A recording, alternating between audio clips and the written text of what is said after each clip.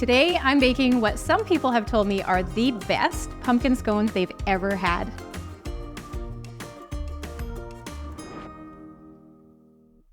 People ask me for this recipe all the time, and apparently it's easier for me to make a YouTube video than to send an email to someone when they want the recipe. So here we go. I'm gonna show all of you how to make it. And the recipe will be in the description. So if I go too fast or if I forget to tell you the quantity of something, you can find the whole recipe in the description, so check there. This is gonna be 240 grams of all-purpose flour, which is 2 cups. And then another 2 cups of whole wheat flour, which is 260 grams. Whole wheat flour is a little heavier, more dense than all-purpose flour. And then we're gonna do 200, I'm getting distracted. I should finish measuring this first. 260 grams whole wheat flour. Then I need 2/3 of a cup of white sugar.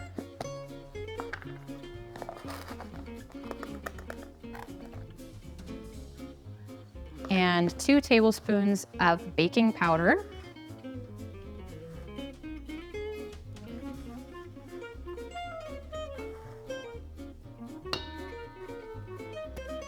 A teaspoon of salt.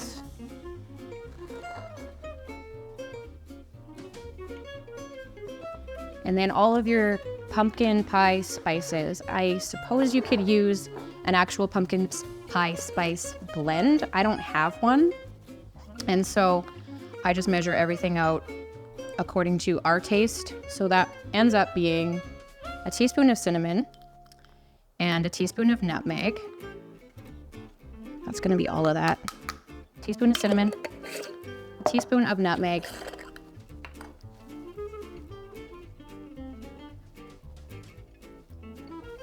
and then a half teaspoon of ginger,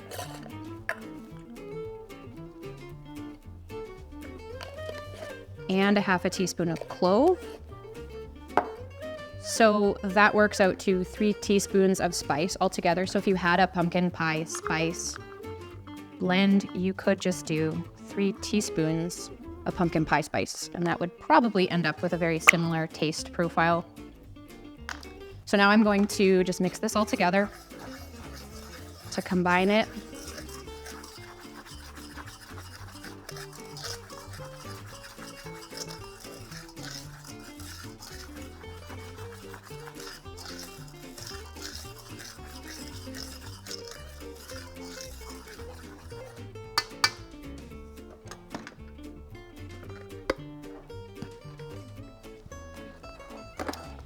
And then we are going to cut 2/3 of a cup of cold butter into this. So I've got my cold ingredients in the fridge. The thing with scones is you want everything to stay really cold. That's how you end up with a nice flaky baked good at the end. So I'll just take my butter out of the fridge and I'm gonna cut it in with my pastry cutter. I have tried this in a food processor. I don't like the end result. I feel like it broke up the butter a little too much, and I didn't get those nice, moist, flaky, buttery pockets in my scone. And so I prefer to just do this by hand with a pastry cutter. I think it gives a better result.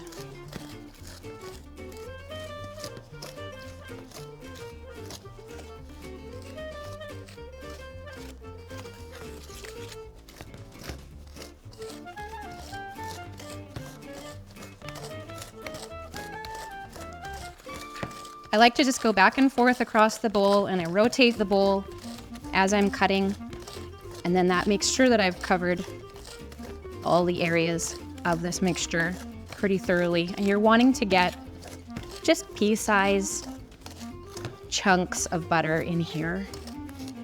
You don't have to overthink it.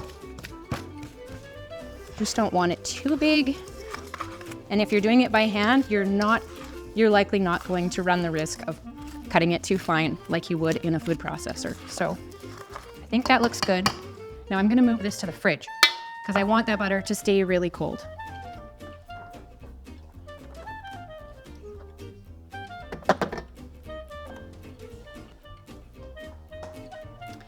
I'm gonna preheat my oven now to 425 degrees.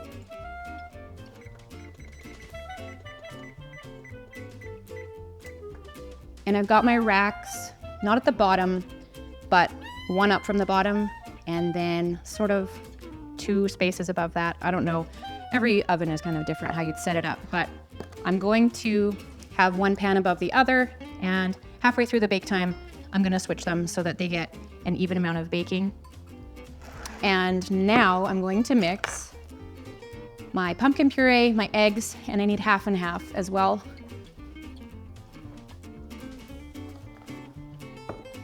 Okay, so we need a cup of pumpkin puree. I cooked this last fall and I still have some left in the freezer, so I just thawed it in the fridge overnight. And I've got it in a bag. I like to just snip the end off the bag. It's easiest to get all of that puree out of the bag that way, rather than opening the whole zipper top. It tends to get pretty messy that way, so squeeze that all out. Now, if you were using canned pumpkin, you might need to add some extra moisture to this, like extra half and half, because I do find that canned pumpkin is thicker than when you process it yourself. So if you find later on when we get to actually mixing the dry and the wet together, if you find that it's just not coming together and isn't moist enough, you might need to add a little more half and half to get enough moisture in your dough. So I'll break those egg yolks up. And then to this, I'm gonna add 6 tablespoons of half and half.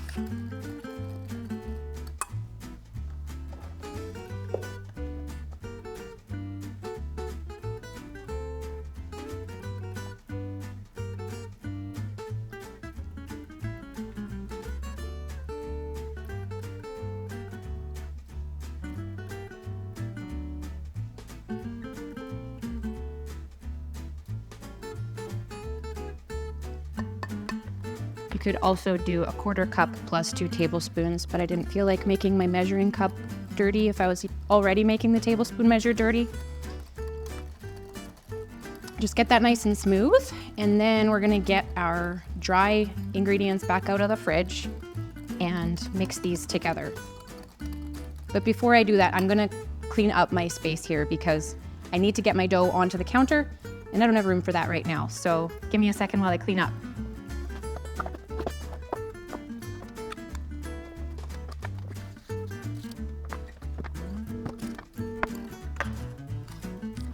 So to mix this, I'm using my Danish dough whisk. If you don't have one of these, you could use a stiff rubber spatula, but this does really pull the dough together really nicely without overworking it. I highly recommend you get one, but you can make do without. But I do need a rubber spatula to scrape this out.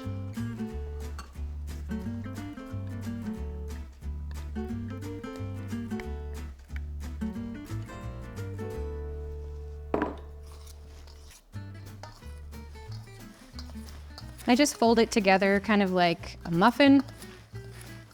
Just work that moisture through here.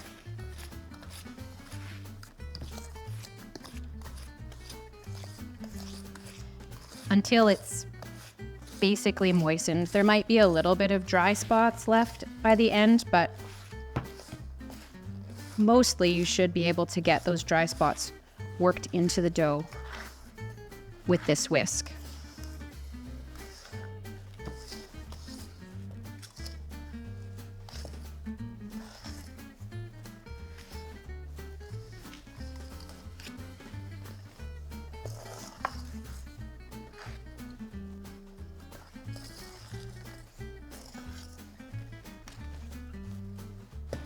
Okay, now I'm going to flour my counter and I'm going to turn the dough out onto the counter, and we're going to try to press it into sort of a 9 by 6 inch rectangle.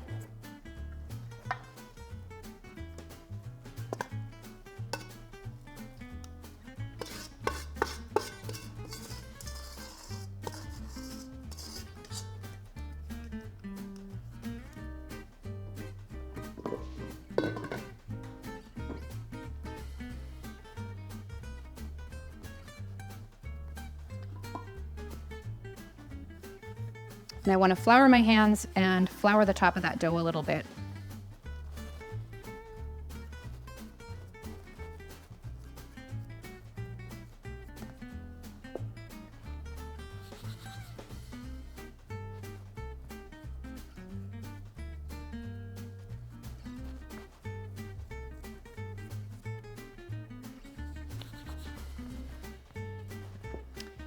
And I do like to use a dough cutter / scraper to shape this. It gives me nice firm edges. And I'm going to use this for cutting the scones out as well. If you don't have a chopper like this, you can just use your hands. And then to cut it, you could just use a serrated knife. Tends to work best. Makes the cleanest cuts. Just use whatever you have.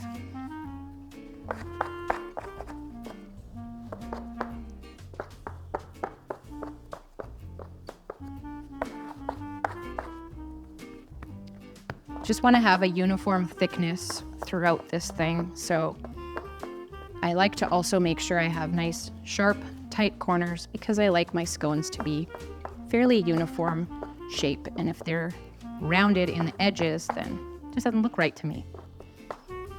But it's not rocket science.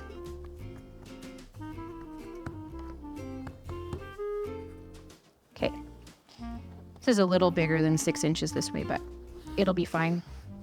So now I want to make sure that whatever I'm using to cut is floured so that it doesn't stick when I go through. And I'm going to cut this in half lengthwise.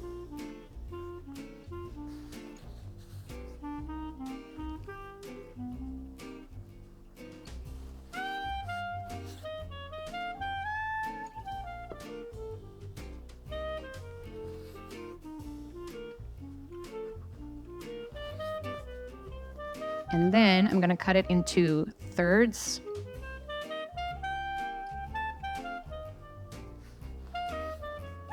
This dough is really sticky today.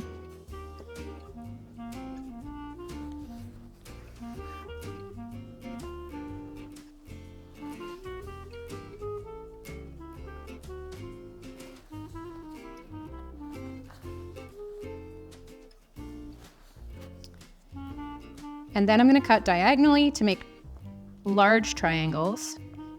If you wanted big scones, this is where you would stop. So you would end up with 12 really big scones. That's way too big for what my family eats.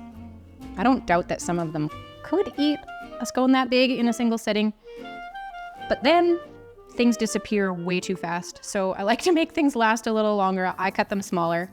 So I'm going to cut each of these squares into 4.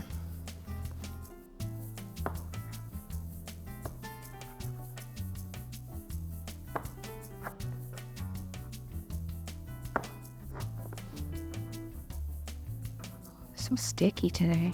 It's not usually this sticky. I wonder if it's more humid today.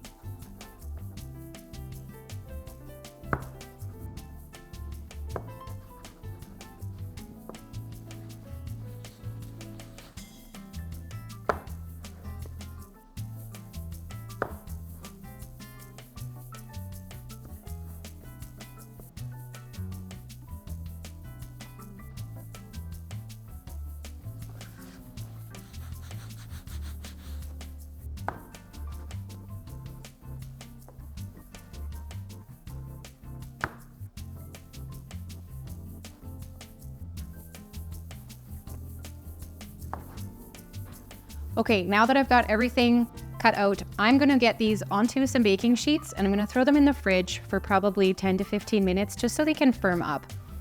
They're a little bit squishier and moister than I'm used to the dough being. And if your scones are on the softer side like that, you want them to just firm up so that they're nice and stiff when they go into the oven. So I'm gonna get them into the fridge now.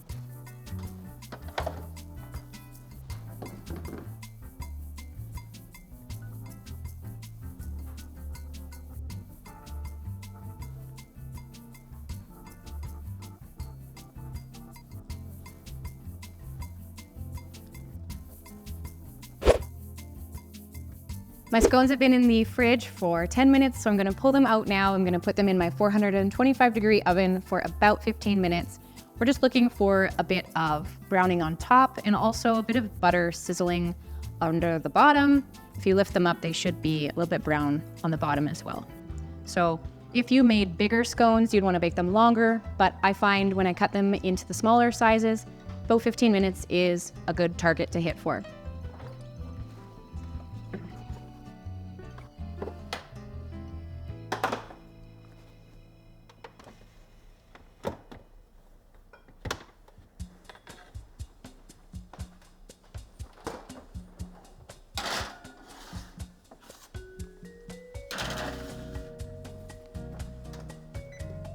And I will rotate these pans halfway through, so I'm gonna set my timer for 7 minutes, and when that beeps, I'll come put the bottom one on the top and vice versa.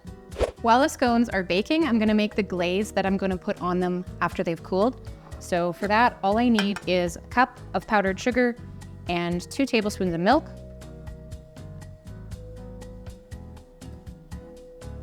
There's 2 steps to this glaze, but we start by just making a plain one.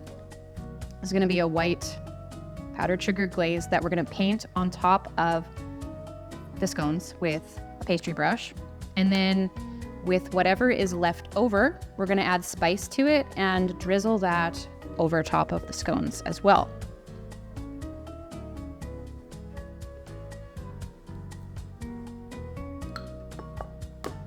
So 1 cup of powdered sugar and 2 tablespoons of milk.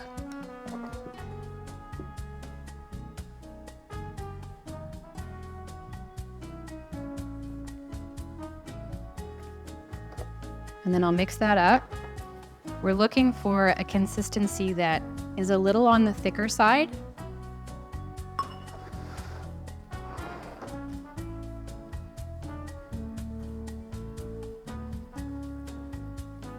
But not so thick that you can't paint with it. So you might need to adjust.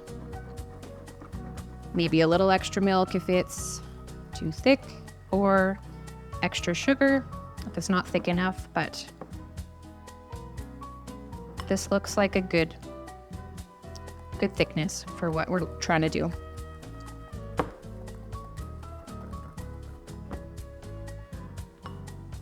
My first 7-minute timer went off here, so I'm going to rotate these pans.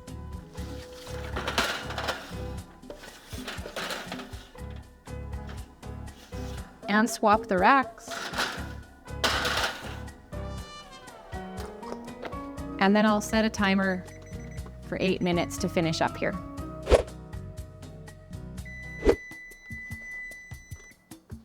It's been 15 minutes. I'm going to check on these and see if I think they're done. So there's a little bit of browning happening on top. They're getting browned on the bottom.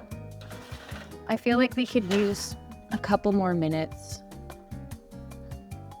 So I'm gonna put these in for another 2 minutes, I think, and then I'll pull them out. I'm gonna pull these out now. I'm pretty sure they're done.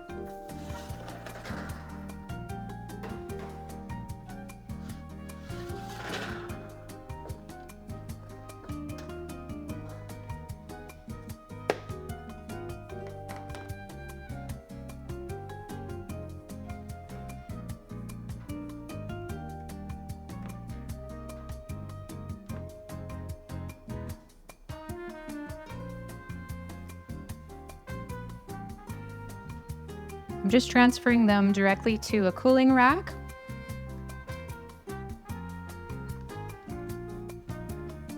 If you haven't developed your mom hands yet, don't worry, they'll come. You could use a spatula to get these off the pan. I don't find them that hot, but my husband would be complaining about his hands burning off, so do what you need to do.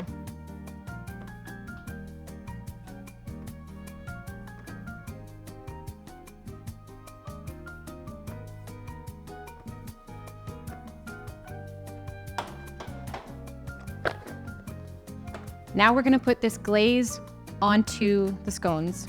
I like to do it when they're still warm, hot even, so that it really soaks in there. So I just dab it on. And then it hardens with the scone as the scone cools off. And then we're gonna top it with the spiced drizzle as well.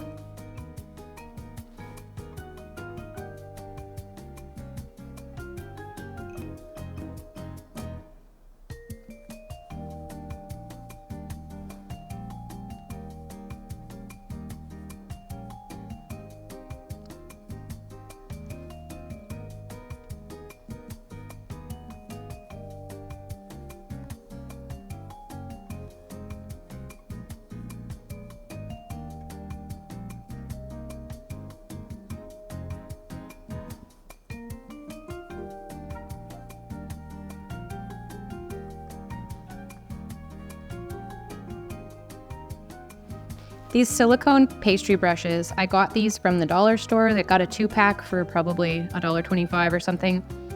They're so much better than a regular pastry brush because when you're done with them, you just pop them in the dishwasher. They're so easy to clean, whereas a normal one with a wooden handle and the bristles, I find them really, really awkward to wash. So if you don't have silicone ones, I highly recommend getting some. So now I'm gonna let these cool, and while they're cooling, I'm going to mix the rest of our glaze into a spiced glaze.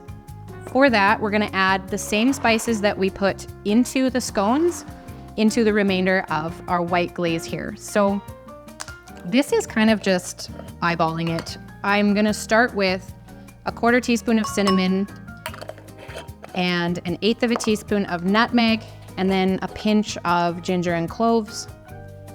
But it really depends on what kind of flavor you like. And also, I like to make this kind of dark in color so that it's contrasting with the top of the scone. You want it to pop off of the white glaze. And so if I can't get it dark enough, I'll likely add more cinnamon and more clove just to get it darker. And also we want this to be kind of thick because when we drizzle it, we want it to hold its shape and not run into the white glaze. So I might need to add a little bit more powdered sugar to this to thicken it up. And then if I add more powdered sugar, it's gonna get lighter, so then I'm gonna add more spice. Just kind of play around with it until you find what works for you. When I started making these scones, it was probably 17 years ago. I was trying to find a copycat for Starbucks pumpkin scones because once upon a time, Starbucks actually had good baked goods. They were baked quite locally to where we are. They would have kitchens that they would hire relatively close to their restaurants, and then they would ship it out. I used to work there. So the Starbucks I worked at was in Saskatoon, and the local baker they had was 3 hours away in another city in our province, but it wasn't mass produced, 2,000 miles away or anything. And the pumpkin scones that they had were delicious. So I was trying to find a copycat for that. And this came pretty close. And then Starbucks changed their baking, and it's really not good anymore, in my opinion. So I don't call this a Starbucks pumpkin scone anymore because it's not. And it's way better. Okay, so you can see how stiff this is. That's gonna pipe really nicely. I just wanna add a little bit extra cinnamon and clove just to get that color that I'm looking for.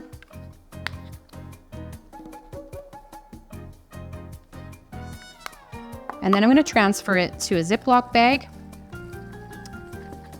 so I can snip the end off and pipe a little drizzle onto the top of each scone.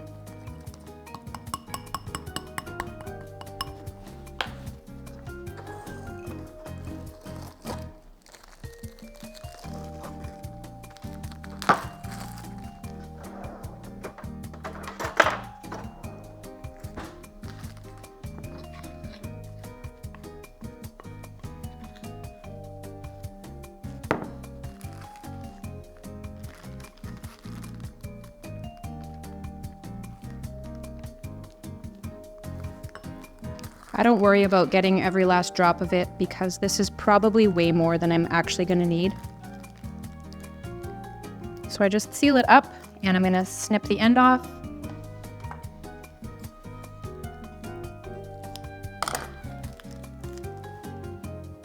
Yeah, I think they're cool enough already for me to start putting this on.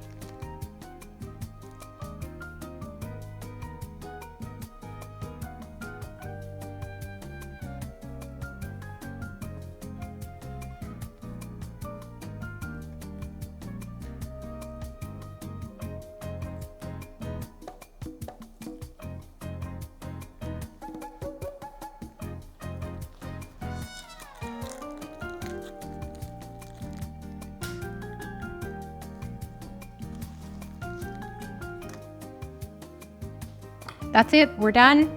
These are ready to eat, and I'm gonna have to fight off the children as they're probably be coming looking for them very soon. My daughter told me these are her favorite thing that I bake ever. And she recalled a time a few years back, every time that they finish a math book with their homeschool math curriculum, I would give them a prize, like buy them a treat somewhere. And she remembers that I rewarded her with an entire batch of pumpkin scones all to herself, and it was the greatest treat she ever got. So she would take that over anything else, apparently. Thank you for hanging out with me today.